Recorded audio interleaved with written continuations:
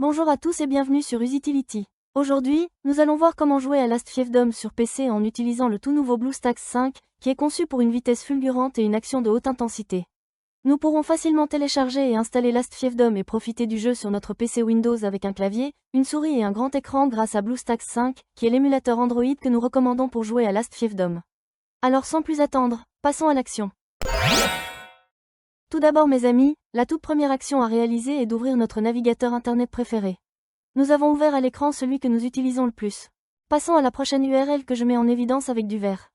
Vous la voyez sur cet écran. Vous n'avez pas besoin de saisir cette URL, parce qu'il y a un lien cliquable dans la description de cette vidéo et dans le tout premier commentaire épinglé. Une fois que nous avons cliqué ou double-cliqué sur ce lien cliquable, nous atterrissons à cet endroit sur le site web de BlueStacks, qui est l'émulateur pour Android que dont nous allons nous servir pour jouer à Last Fiefdom sur notre ordinateur Windows. Comme vous devriez le remarquer ici, l'utilisation d'un émulateur présente plusieurs avantages. Contrôle personnalisable, instances multiples, synchronisation des instances, macros, scripts, FPS élevé, etc. Nous allons maintenant lancer le téléchargement de Last Fiefdom en cliquant ou double-cliquant sur ce bouton Jouer sur BlueStacks que j'ai surligné en vert. Nous faisons ainsi un clic de souris sur ce bouton de téléchargement. Et le téléchargement débute et finit aussitôt. Voilà, notre téléchargement est terminé. Il s'agit d'un fichier à exécuter. Ce que nous allons faire est de démarrer l'installateur, aussi nous allons cliquer sur notre fichier à exécuter. Si nous sommes sous Windows 10, il nous faudra accorder l'autorisation d'apporter des changements à l'appareil. Nous devons répondre oui. Je minimise ce navigateur pour bien mieux accéder à l'installateur. Le logiciel d'install est très sommaire. Il se compose de deux options, installer et configurer le chemin. Je vous explique l'utilité de configurer le chemin. Il vaut de cliquer dessus. Et nous remarquons que nous avons ici accès au chemin exact où l'émulateur sera installé.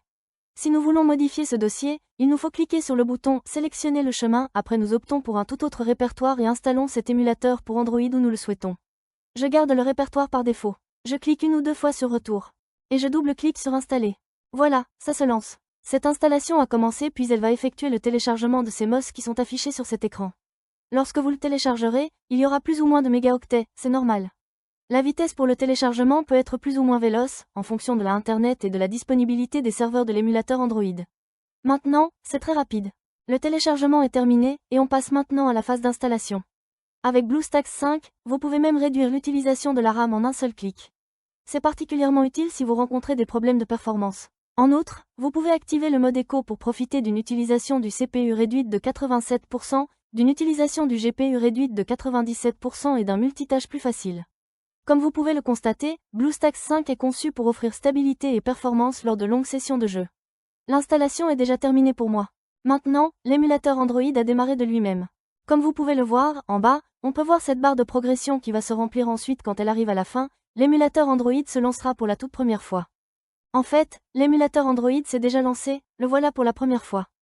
Avant d'aller plus loin, comme vous l'avez noté, il a déposé deux icônes juste ici sur le bureau de l'ordinateur. Le BlueStacks et le BlueStacks multi-instance. Veuillez mémoriser que l'icône BlueStacks est celle qui nous sera utile. À chaque fois que nous voudrons démarrer Last Fiefdom sur notre PC portable ou de bureau, nous ferons un double-clic sur cette icône et lancerons notre émulateur. L'icône BlueStacks multi-instance vous permet de lancer plusieurs instances d'émulateur. Et avec le nouveau gestionnaire multi-instance amélioré de BlueStacks 5 en mode écho, les joueurs peuvent exécuter plus d'instances de jeu plus rapidement et avec moins de lag. Passons à la phase suivante, qui se trouve être indispensable, il s'agit de l'accès au Google Play Store. Pour ce faire, nous allons nous rendre ici, System App, après nous double-cliquons. Et nous devrons double-cliquer sur Google Play Store. Comme vous l'avez constaté, le Google Play anciennement nommé Android Market s'est lancé. À compter de maintenant, nous devrons nous connecter. Maintenant que nous sommes arrivés à cet endroit, nous sommes tenus de faire la prochaine étape qui sera obligatoire. Par conséquent, nous double-cliquons sur « Connexion ». Maintenant, il marque « Checking info ». Il arrive de temps en temps que ça reste bloqué sur ce stade et donc que cela n'avance plus. Si c'est le cas, vous devrez essayer de vous identifier dans quelques heures et le souci sera sans doute réglé. Maintenant, il nous faut taper notre adresse mail plus notre mot de passe. Cette adresse email devra être une adresse email Gmail ainsi que le mot de passe correspondant. À titre d'exemple, vous pouvez utiliser exactement la même adresse email que celle que vous utilisez habituellement pour vous connecter à votre compte YouTube. Je vais par conséquent taper mes emails et mots de passe et je reviendrai dès que cela sera fait. Voilà, les informations ont été saisies. Désormais Google le géant nous accueille et nous propose ses conditions d'utilisation.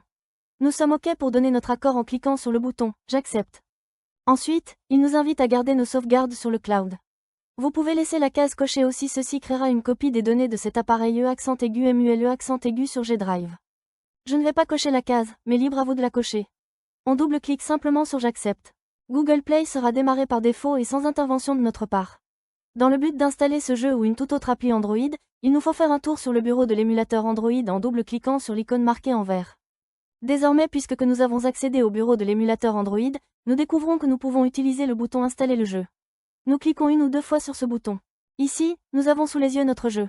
Donc cliquons avec la souris ici sur ce bouton Installer, que je surligne ici à l'écran avec du vert. Et l'install est sur le point de démarrer. Maintenant, l'émulateur Android va télécharger et procéder à l'install du jeu. Cela peut prendre un certain temps ou bien être terriblement rapide. Tout est en fonction du type de connexion Internet. Ça y est, notre install est déjà fini. Désormais, retournons sur le bureau de notre émulateur Android en cliquant avec la souris sur le bouton que je colorie avec du vert, de façon à démarrer Last Fiefdom pour la première fois. Nous sommes à nouveau sur le bureau de notre émulateur Android, et nous allons devoir cliquer avec notre souris sur la nouvelle icône de l'application Last Fiefdom qui a été générée. Le jeu est démarré pour la toute première fois. C'est cool, je peux cliquer avec notre souris où je veux sur l'écran mais également aussi utiliser le clavier. Je vais commenter le niveau de volume de l'émulateur Android. C'est ici même. Nous découvrons ensemble l'icône d'un volume plus élevé et l'icône de diminution du volume. De la sorte, nous ne sommes pas tributaires du volume de notre ordinateur sous Windows pour monter le son ou diminuer l'audio de notre émulateur Android. Et pour apprécier au max cette expérience de jeu, nous avons la possibilité de lancer l'application de jeu sur notre grand écran. Pour y parvenir, nous avons deux choix. Voici la toute première occasion où nous cliquons ou double-cliquons sur l'icône que je vous mets en évidence en vert. Et élargissons notre écran, en laissant une bordure en haut, une à droite et une tout en bas. Si l'on a envie de basculer le jeu ou une toute autre appli Android en plein écran, on clique une ou deux fois sur l'icône que vous voyez ici. Et nous pourrions tout de suite démarrer le jeu en mode plein écran. Afin de revenir en écran normal, pressez simplement sur la touche F11. Et nous voilà revenus en mode écran habituel. Maintenant je vais vous parler du mapping du clavier qui se trouve être très utile à comprendre. De cette façon, nous saurons comment nous lancer ce jeu plus commodément. La toute première action à faire est de cliquer gauche sur l'icône de clavier.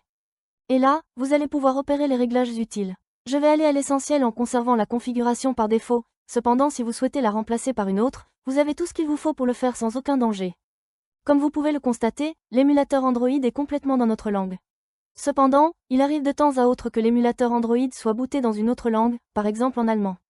Et pour le repasser dans notre langue, nous venons ici sur cette icône en forme de roue dentée.